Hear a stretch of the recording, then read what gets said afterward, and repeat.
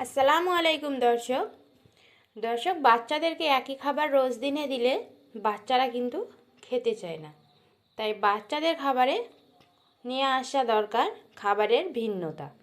তাই খাবারের ভিন্নতা নিয়ে আসতে গেলে আজকে আমার এই রেসিপিটি ফলো করবেন, অবশ্যই বাচ্চারা খেয়ে নেবে। তো কড়াইটা গরম করে নিয়েছি, এখানে দিয়েছি তেল। আর তেলটা একটু গরম করে নিয়ে এখানে দেব আমি কিছু সবজি হিসেবে নিয়েছি রান্নার আলু, নিয়েছি গাজর কুচি, আর নিয়েছি কিছুটা পরিমাণে ফুলকপি। আপনাদের হাতের কাছে যে সবজিটাই থাকবে আপনারা সেই সবজিটাই নিতে পারবেন। এরপরে দেব স্বাদ মতো নুন, আর দেব পরিমাণ মতো হলুদ গুঁড়ো। এখন সবজিগুলো ভালো করে ভেজে নেব। চুলার আঁচটা একদম লো করে দিয়ে কিন্তু 1 থেকে 2 মিনিটের মতো ভেজে নেব। এখানে তোমরা বরবটি দিতে পারো, মিষ্টি আলু দিতে পারো, কিংবা সিম দিতে পারো। তো যে সবজি আপনাদের হাতের পাশে থাকবে সেটা দিয়েই কিন্তু রান্নাটা করা যাবে। সবজিগুলো ভালো করে ভেজে নিয়েছি, আর এখানে দেব সবজিগুলো সেদ্ধ হওয়ার জন্য পরিমাণ মতো পানি। পানিটা দিয়ে আমি ঢাকনা দিয়ে ঢেকে রাখবো।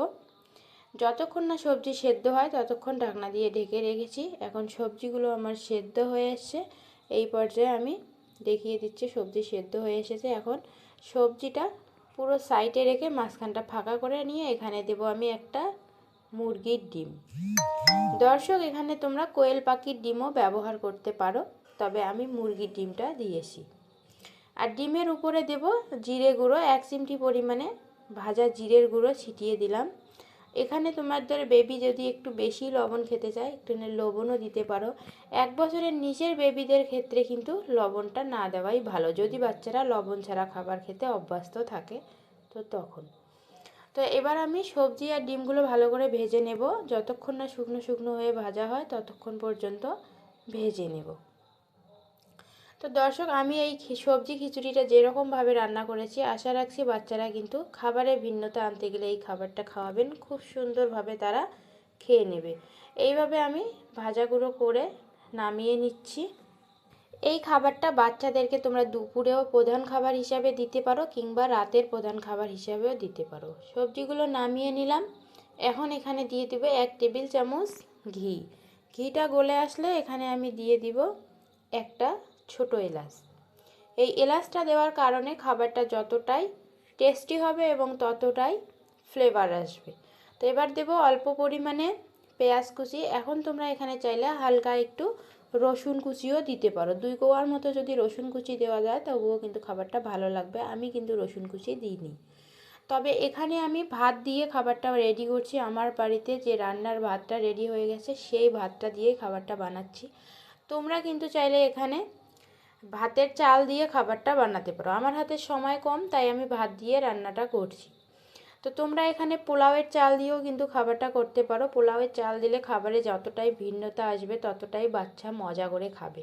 এখন চালটা দিয়ে আমি যেরকমভাবে ভাতটা সেদ্ধ করে নিচ্ছি, তোমরা চাল দিলে কিন্তু একটু পরিমাণে পানিটা বেশি করে দেবে, আর ততটাই একটু সেদ্ধ করে নেবে। তো ভাতের মধ্যেও আমি একটুখানি লবণ দিলাম, আর 1 চিমটি পরিমাণে হলুদ দিলাম, দিয়ে একটু পানি দিয়ে ঢাকনা দিয়ে ঢেকে রাখবো। কারণ ভাত দিয়েছি, ভাতটা কিন্তু সেদ্ধ হতে বেশি সময় লাগবে না, আর সবজিগুলো আমার আগে থেকে সেদ্ধ করে রাখা আছে। এই কারণে আমি অল্প পরিমাণে পানি দিয়েছি। তো এবার ঢাকনা তুলে তোমাদেরকে দেখিয়ে দিচ্ছি। আর তোমরা যদি চাল দাও তাহলে পানির পরিমাণটা অবশ্যই একটু বেশি করে দেবে, যেন চালটা সেদ্ধ হয়ে আসে। এই পরিমাণে যাদের বাচ্চা একদম চিবিয়ে খেতে পারে না তারা একটু ম্যাশ করে নেবে, আর যাদের বাচ্চা চিবিয়ে খেতে পারে তারা এই পর্যন্তই খাবারটা দিতে পারো। আমার বাচ্চা যেহেতু একটু চিবিয়ে খেতে পারে তাই আমি খাবারটা অল্প একটু ম্যাশ করে নিলাম। খাবারটি কিন্তু একদম রেডি হয়ে গেছে, আমি পুরোটা ঝরঝরা করে নিয়েছি। তোমরা চাইলে খিচুড়ির মতো করে একটু খাবারটা পাতলা করেও বাচ্চাদেরকে খাইয়ে দিতে পারো। এই খাবারগুলো খেলে কিন্তু বাচ্চা যতটাই পুষ্টি পাবে ততটাই মজা করে খাবে। আর আশা রাখছি এখানে গাজর রয়েছে, ডিম রয়েছে, আলু রয়েছে এবং ভাত রয়েছে। বাচ্চার যতক্ষণ পর্যন্ত পেট ভরা থাকবে ততক্ষণ পর্যন্ত বাচ্চা নিশ্চিন্তে খেলাধুলা করতে পারবে, আর আমরা মায়েরা কিন্তু ততক্ষণ পর্যন্ত নিশ্চিন্ত থাকতে পারবো। আর এই খাবারগুলো খাওয়ালে বাচ্চা কিন্তু অবশ্যই দ্রুত ওয়েট গেইন করতে সাহায্য করবে। বাচ্চা যত বেশি খাবে তত বেশি পুষ্টি পাবে, তাই না? আর বাচ্চা একটু খেলেই কিন্তু তাদের শরীর স্বাস্থ্য অনেকটাই ভালো থাকে। তো এই কারণে বাচ্চার খাবারে ভিন্নতা আনার জন্য আজকে তোমাদের সঙ্গে এই রেসিপিটি শেয়ার করলাম। আশা রাখছি ভিডিওটি ভালো লাগবে, আর যদি ভালো লাগে চ্যানেলটি সাবস্ক্রাইব করে ভিডিওতে একটা লাইক দিয়ে বন্ধু হয়ে পাশে থাকবেন। ধন্যবাদ।